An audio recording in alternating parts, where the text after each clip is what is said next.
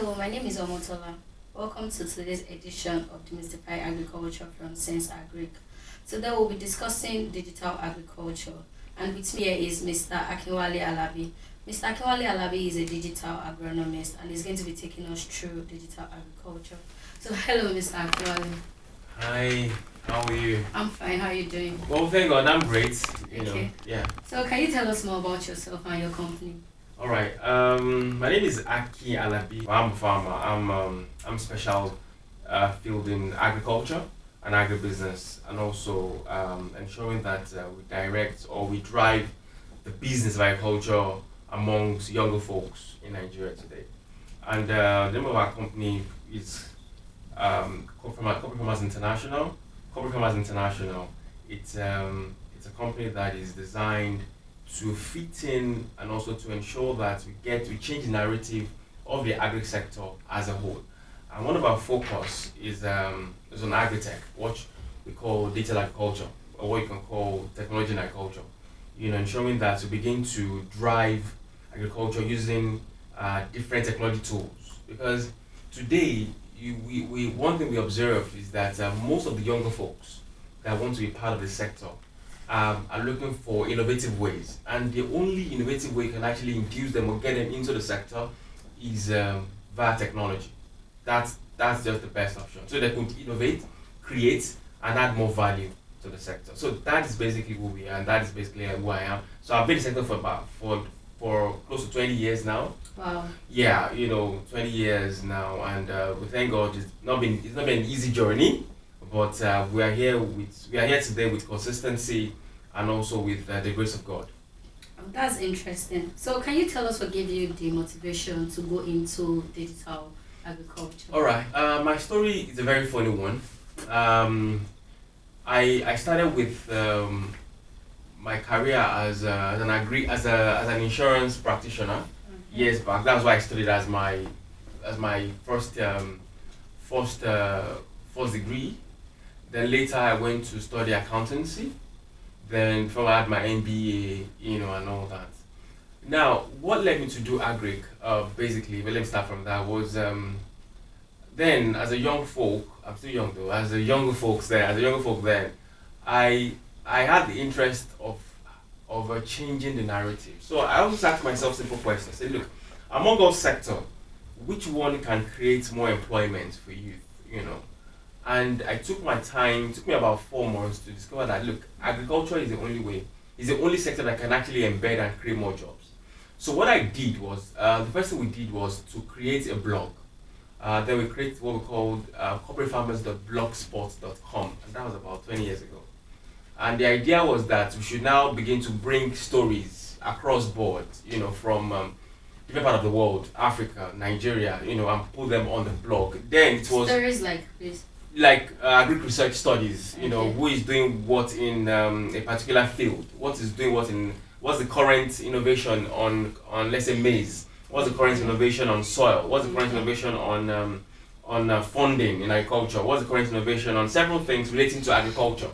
So we created that blog spot and dumped articles there for people to research on and all that. So not knowing that then we're actually being watched by the then, how we made it in Africa. It's a South African platform, and also by then the Olusegun Obasanjo Foundation that got interested into our work. And so the story began like that. And one thing I learned is that, look, we used what we call communication tool, which is also a very big arm in digital agriculture. Communication is very critical. We use that to change our story in the agri-tech sector. So that was what more or less brought me into the sector.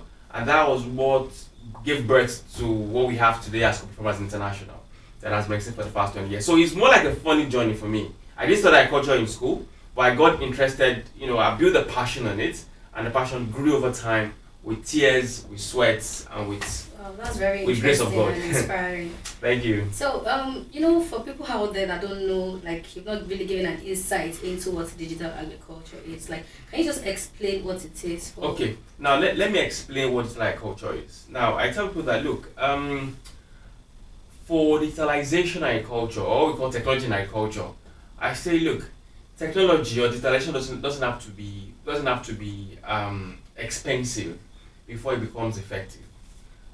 In the minds of people, when you say digitalization or digital agriculture, what might come to your mind is probably one expensive tool or one expensive agri tool that you're going to buy and put on your farm to make it run and work.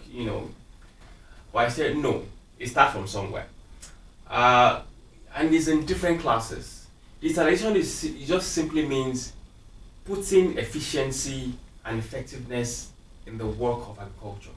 It's as simple as that. It could be now we can now apply any tool to make the work efficient and easy for you. But the most important thing is that it makes the work easy and efficient for you. And that is the input that we today in Nigeria, basically young agripreneurs in Nigeria, are trying to get a niche of, which wasn't there before. I remember most of the time when I travel to the north, when I meet with most of nomadic farmers, the old farmers, it's always difficult for them to see the value in technology or digital agriculture compared to the younger folks who understand. Today we have several applications that can solve problems of farmers to market, meaning that you have product from the farm gate, then you want easy access for customers to get those commodities from the farm gate and take away middlemen. We have applications that can solve such problems. But again, What sort of applications, please? we have a lot of them on Google Store today. I could just mention a couple of few ones. I know FarmCrowd is doing something regarding that in terms of food, whereby you can actually access your food from the farm gate to your home. More like a farm to fork analysis. We have Elo Tractor, for example, which is also owned by my friend. So it means that just like you have your Uber, so you can actually rent a tractor, and make it work. Yeah, so on your platform it's called Elo Tractor. Go to the platform, order for a tractor, they come to your farm, and they do all that for you easily.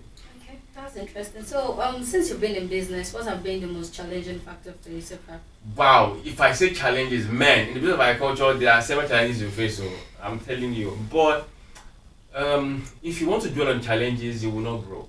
You see, so one thing I've tried to do is this: as challenge comes, we see it as a success for us to do better and to know where the gaps are, where the holes are, so we can actually improve on ourselves.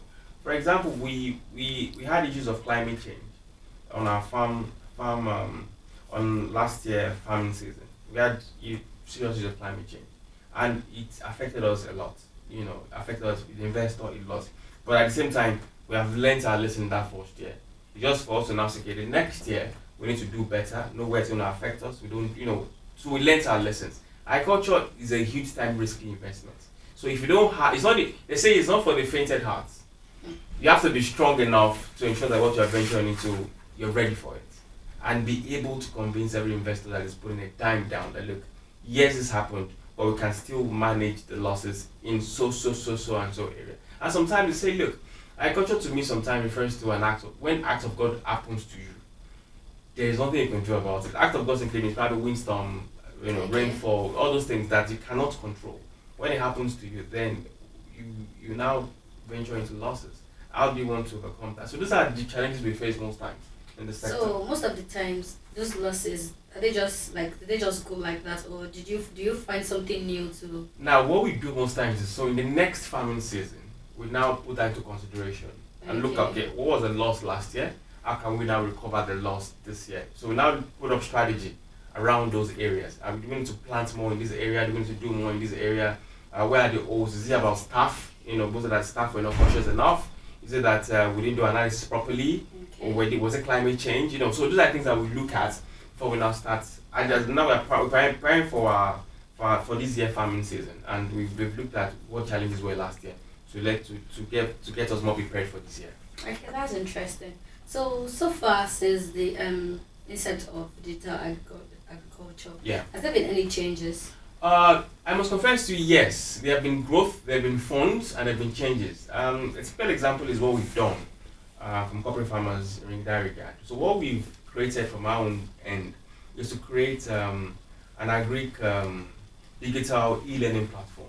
Okay. So the idea is to bring education or edutech more closer to the farmers. So meaning that if you want to become professional in the field of agriculture, definitely you can you can actually go into one of our platforms called Corporate Farmers E-Learning Academy, sign up, and you get certified courses. And the good thing is that after the course, it links you up into an internship, and from the internship, you have access to funds from our partner banks. Wow. So we make it interesting. easy for young entrepreneurs to see education. Because I tell people, look, if you want to venture into agriculture, you must start from the learning aspect. Education is important. You must understand what you're venturing into. Now, intern it, practice it. Then it now gives the mind to now now get funds from where it's available. Either grants or loan or whatever it is. So that is what we've done as corporate farmers. But again, it's interesting. We have other applications out there. We have what we call the unmanned area view. Then we have the smart irrigation system. We have several mobile applications for easy access to a couple of commodities. We have soil test platforms or soil test applications. So if you want to test your soil, we have those that I actually designed something recently regarding pests on some commodities and all that. So several things are available in terms of digital agriculture that is open to the public and for young agripreneurs. Okay, that is actually interesting. So, is for small farmer owners, is digital agriculture affordable to them? Is it, like you said earlier, like a lot of people think Yeah.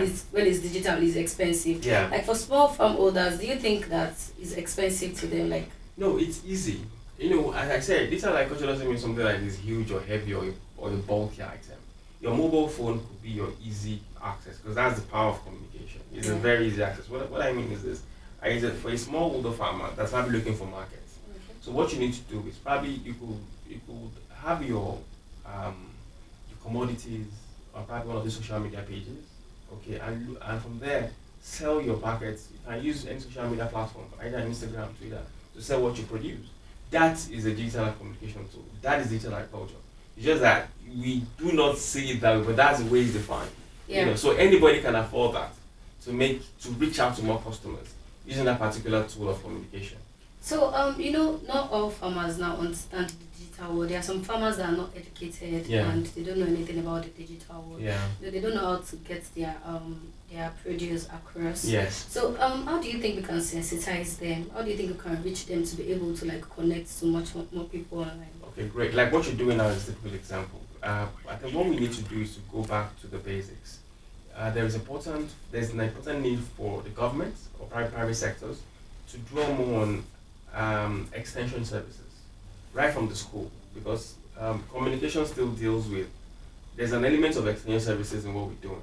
There's need for us to understand the power of extension services in agriculture, whereby more young agripreneurs, probably in schools, need to understand that, look, we need to get the information out there for young agripreneurs, for farmers. Reach out to them in communities and let them see the impact of digitalization to their business. Because if we still close that, one of the honorable commissioner for agriculture in Ekiti State, he's always saying that, look, we need to get technology to the farmers. The farmers will not go for it. You need to get it to them. So the power of external services is very critical. And it's only them that can actually go into those suburb areas, into those locals, and say, look, if you apply XYZ digital tools, it's going to help you grow your agri-venture. So that is where I believe that the agri sector should be looking towards, building more extension services among younger entrepreneurs, even among stakeholders, and also investments into extension services so that we can field and take the work of agriculture across all value chain and meet several farmers around the ecosystem. Okay, so there's a high level of wastage of agricultural products across the value chain, most prominently from the farm to the market. Yeah. So how does agriculture digitization come into play to minimize this? Now that is a critical question, because one of the major area, one of these international organizations always clamor on, that is FAO, is on post-harvest loss. It's a critical issue. It's a critical issue because most times when farmers produce and there's no market for such a product, then it ends up in wastage. Then the question is, how best can we now reduce the problem of wastage? Now there's need again for the private sector and the public sector to start creating what we call agro-industrialization in where farms are located. So what I mean, for example, is this. Let me take a state like Adamawa that has lots of mangoes or probably oranges, you know. And how many of those orange trees do you want to sell to market? Very few. You know, you could just make a couple of baskets, others will definitely waste. But what if the government now set up an industry around such places whereby it's easier for them to access the commodities, oranges or mangoes, and that can now convert it into another value chain, like the orange juice or whatever value chain you want to make it into, so that it can get its value to another commodity or to another value chain. So it makes the work easy for everybody. The farmers make profit, the government makes profit, the investor makes profit, and it reduces the problem of post-harvest loss, which is a critical one. And it's not only in Nigeria, it happens across the world like that. But for Nigeria, it's critical because we have not paid attention to it, and it's affecting farmers' output. A lot. Most of our commodities, majorly perishable commodities, goes to waste, and that's why sometimes tomatoes, you know, also is a major part of it, because if you can't convert your tomatoes into tomato paste and all that, then before you know it, in a couple of days, it start getting spoiled and having all those bacteria and fungi and all that, and that is not consumable. That is not nutritious enough. The tomato needs to be fresh from the farm. So you said something about agro production, industrialization, like within the states. Yeah. So okay, you know, we have issues of bad roads and stuff like that. Yeah. So when you're transporting from all the way from Adamawa to Yeah. another state and stuff like that. So what do you think we can do?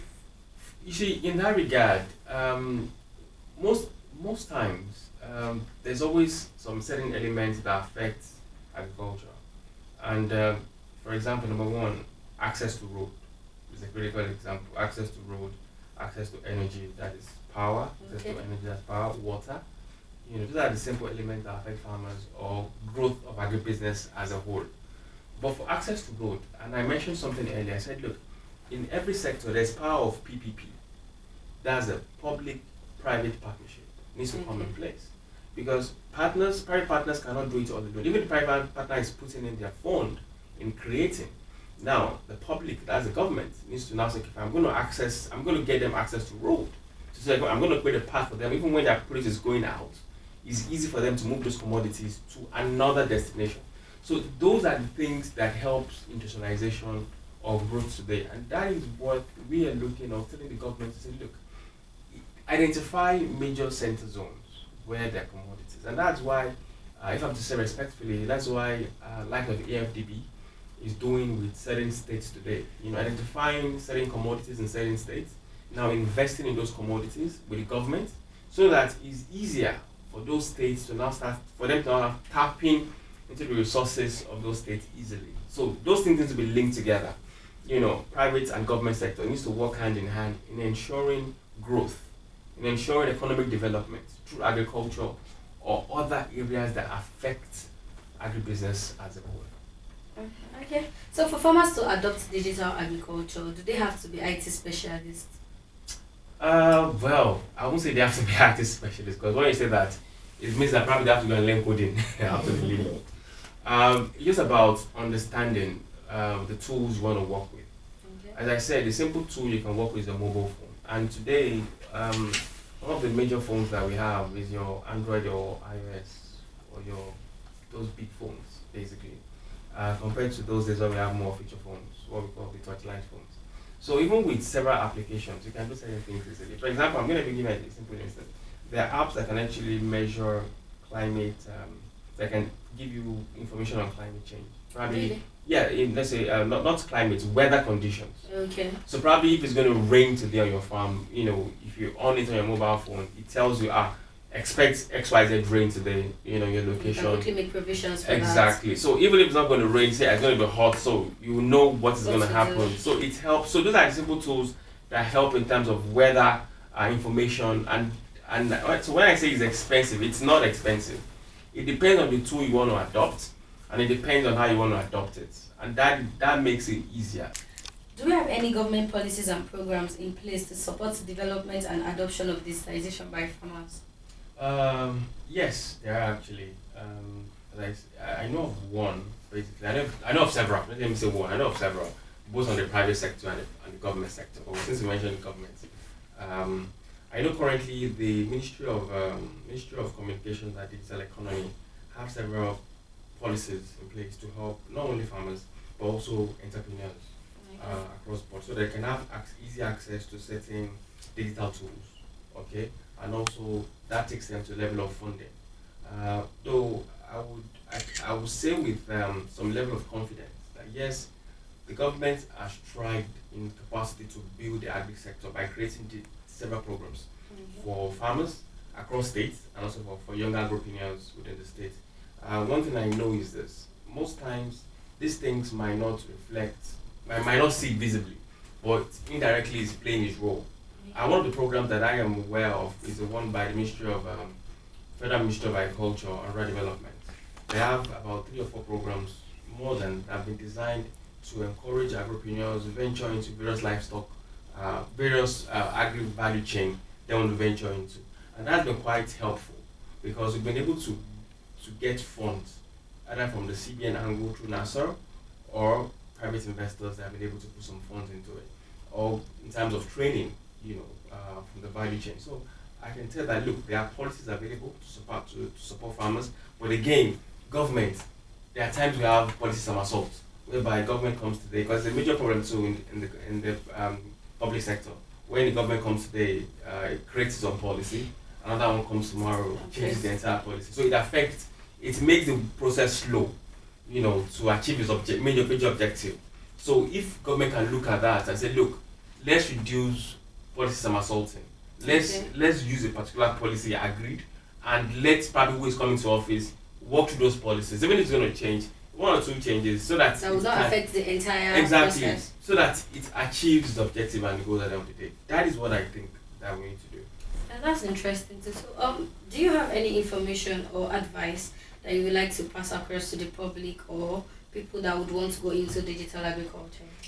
This is what I would say. If you want to go into digital agriculture, there are different things that digital agriculture could mean to anybody. It could mean from the angle of using simple tools. It could be from the angle of using high-level tools. When I say high-level tools, means you are now imbibing likes of drone technology, smart irrigation system, urban farming technology, precision farming, or you imbibing what we call I've forgotten now, but it's in terms of vegetable farming, more of precision anyway. So those are complicated tools, we'll call high-level tools. But the simple tools are probably the ones of the mobile phones, are using power of communications. But definitely it's the future of the world, it's the future of agriculture, because it's the only way that I think that we can help grow the sector effectively. And that's the only way whereby young agripreneurs can begin to see their relevance in the sector. I have lots of them in my database. I've created one or two technologies to help develop the sector. For example, livestock sector. Someone has created an AI, artificial intelligence, to determine if a particular bird is ill, the size of the bird, and also if it's good for market. Things like that have been created to access a particular bird just with the lens. So smart farming, that is what we need today, and that is what could help us bring more funding again. I didn't mention funding. Those are things that even angel investors can see and put money down on it. Reach them and put money down on it. Also, in terms of funding too, we have innovative financing or funds or smart funding, whereby create avenue whereby you can actually access funds from investors and also from grants or from other donors that will help support the business. What about the government too? Don't you think that they should put more focus on the agriculture sector too and try to fund it? Because I don't think there are so many how do I put this? There's so many innovations for young farmers from the government through this digital agriculture. Let me say it in 2 ways. You see, there are several innovations, my sister. There are lots of innovations. There was a time we took our time to go to University of Ilorin and Obafemi University, and also University in Kebbi State and Kano State. You see level of technology or level of digital, we use what technology, that you have in such schools, you'll be amazed. What younger folks have done, you'll be quite amazed. But the question is, are there enough platforms to showcase these people, to showcase these younger entrepreneurs? The question is no. Is there enough fund to help them add value or upskill what they've done? The question is no. That is why my own gospel, I would say, look, we need to get to a point whereby we start creating agri-tech hubs, just like we have fintech hubs, whereby experts can come together or innovators can come together, yeah, and bring up an idea, and that idea gets funded easily. The likes of Kuda, the likes of Paystack, the likes of Floodwaves, and the likes were created in a particular hub with mines. Yeah. Those mines were now invested on, and that mine today now created a company. That company today is what has transformed the fintech industry. Agric has several challenges, and we have folks that can solve such problems. We have technology that can solve such problems. The question is, if you can now bring those minds that can solve it together and get funding. Get funds, then we make it easier and efficient for the sector. That is the way I say. But until we create that room, that ecosystem, we will still not get there. Okay, thank you, Mr. Akinwale. This is a very interesting session with you, and I've learned a lot, and I'm sure our viewers has too. So for the digital agriculture, I'm sure you've all learned a lot and how we can put our hands into digital agriculture. From your smartphone, you can do a lot. You can connect with customers. You can connect with farmers. You can reduce waste by, it's so easy when you have your phone and you have a new produce. It's so easy to just put it up online. Like you just harvested 54 tubers of yam and you have it. You can pass it across to like a lot. Digital agriculture is encompassing, but you can start from very small. The more you use your technology, the better you get. Thank you very much.